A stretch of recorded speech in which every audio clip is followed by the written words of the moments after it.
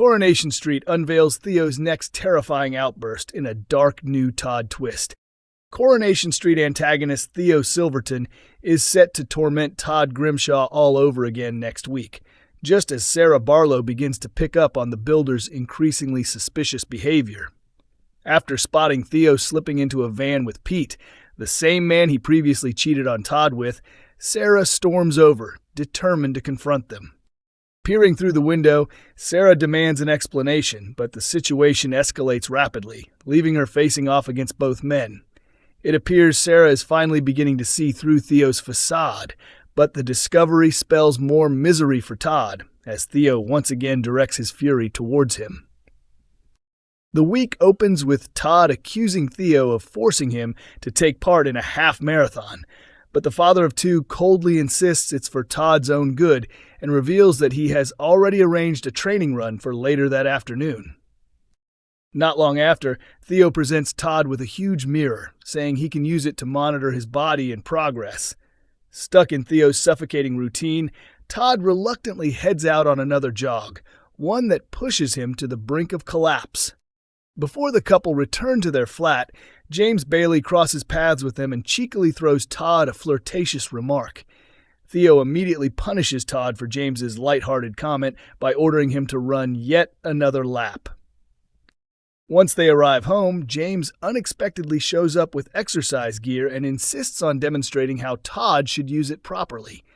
Theo barely conceals his irritation but manages to hold back his anger until they're finally left alone. As soon as James leaves, Theo harshly accuses Todd of having feelings for him. Todd insists that nothing of the sort is true, but his denial does nothing to dispel Theo's warped suspicions. When Theo grabs Todd by the throat, the question becomes just how far his violence will go next, and whether Sarah is about to uncover the terrifying reality of what her best friend is living through. As the storyline progresses, we're beginning to understand that Theo isn't simply troubled, he's becoming genuinely dangerous, says James Cartwright, who plays the abuser. The cracks and emotional damage inside him are now surfacing in ways even he may not be able to control, and that makes him a real threat to the people around him. Becky scores a victory in Coronation Street as Carla and Lisa's relationship collapses in a heartbreaking twist. Becky is highly skilled at manipulation, and she has tried countless strategies to squeeze her way back into Lisa's world. During the Halloween celebration, she played the song from their wedding to stir up old feelings and then attempted to kiss her. Carla, despite everything, has shown remarkable patience. She understands that Lisa and Becky share a long emotional history, and she's been giving Lisa the time she needs to process it all. However, it's become increasingly obvious to Carla that Becky is deliberately playing games with them. When Becky insisted she needed to move into their home because dangerous people had found out where she lived and were threatening her, Carla's suspicions grew even stronger. We're all rooting for Carla and Lisa, but we can't pretend their past isn't complicated, producer Kate Brooks explained. Carla and Lisa are a fantastic pairing. They're a powerful soap couple, and the journey ahead will show how they cope with the chaos caused by this woman who has essentially fallen into their lives like an explosive. How do they find their way through it? In the episodes to come, Becky reveals that someone sent her a funeral wreath with the chilling message, "Rest in peace, again." She later meets Costello, informing him about the wreath and vowing to uncover whoever sent it. She then turns the tables by sending Costello a threatening message, a photo of his own daughter that she secretly took. Kit overhears Costello receiving a call from Becky. When Costello is later attacked, Kit starts to suspect Becky played a role and shares his concerns with Lisa. But will she trust what he says? At the same time, Becky sets a scheme in motion to drive a wedge between Carla and Lisa. Knowing the couple have plans for lunch, she deliberately disrupts it by pretending to be drunk and distraught on the street, assuming Lisa will stumble upon her. She claims she drank to numb the pain of losing everything. Lisa feels unable to leave her like that and brings her home, where Becky heads off to shower. At that exact moment, Carla arrives to discover why Lisa missed their date, only to see Becky walking downstairs wearing Lisa's bathrobe. The sight devastates Carla, who immediately tells Becky to get out of their house. She turns to Lisa for support, but Lisa remains silent.